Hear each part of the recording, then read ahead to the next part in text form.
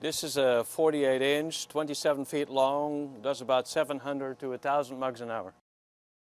Total clearing is 9 inches, so for the largest substrate you want to stay at about 8.5 inches so it doesn't touch the oven ceiling.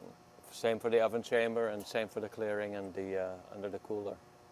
The number of mug wraps needed depends of course on the length and the width of the oven to keep a continuous production going. So the mug wraps have time to first of all travel through the oven to the cooler, being unwrapped, time to cool down, and then have the time to be wrapped again and placed at the front end of the oven. For a 24 inch, 14 foot long, we recommend about 150 to 200 mug wraps. For a 36 inch, 26 foot long, it's about 300 to 350 mug wraps. For the larger 48 inch like this one, 48 inch, 27 foot long, recommend about 400 mug wraps.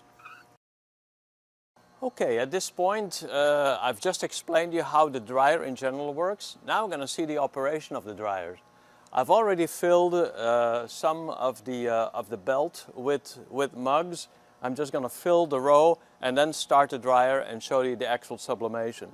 For mug wraps, I'm using the Hicks two-step clasp wraps. Mug wraps can wrap either a 11 or a 15 ounce mug. I'm using 15 ounce mugs here in this case. So I'm going to fill this row and then we'll start the dryer up.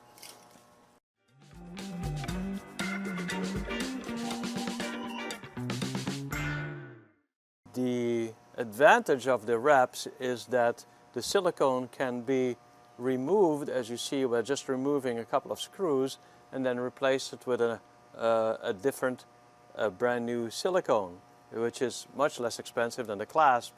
The clasp virtually lasts forever.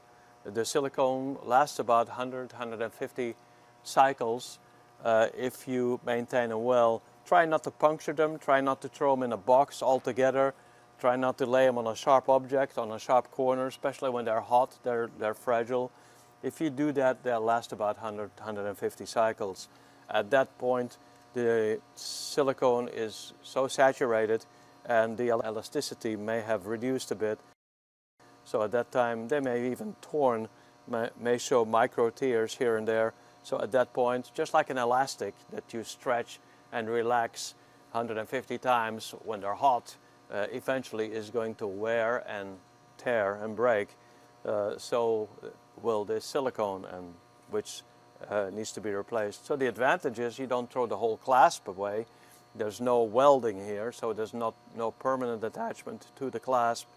And they can, just with these 4 screws, simply replaced and reinserted, and you have another life cycle of the mug wrap.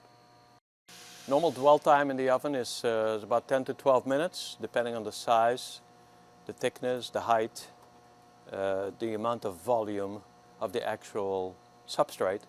The mugs are now coming out of the oven. They're fully sublimated. They're still hot. You don't want to touch them at this point. As they move away from the oven and under the cooler, they cool off a little bit, but at least we have a barrier here that prevents the interference of the cool air and the hot oven.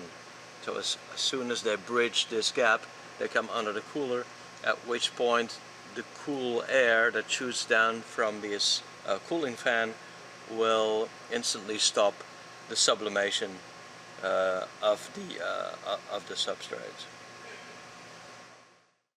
The mugs are now progressing under the cooler. At this point they are almost lukewarm. They're still lukewarm, almost ready to manipulate by hand. Those are still too hot, so I don't want to touch those. By the way, these mugs can not just travel the straight way up, which is the mug up. Some people put them the other way. I prefer this way. That way the air can circulate in the mug and cools them a little faster, also heats them a little faster.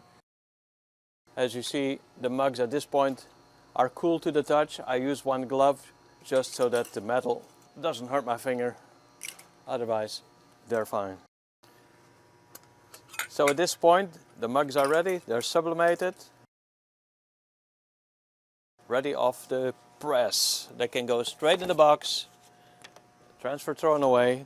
The mug wrap recycled, ready to cool down a little bit, so that as I do a couple of rows and the mug wraps are cool, they can be recycled and used again at the front of the dryer and used again for the next batch.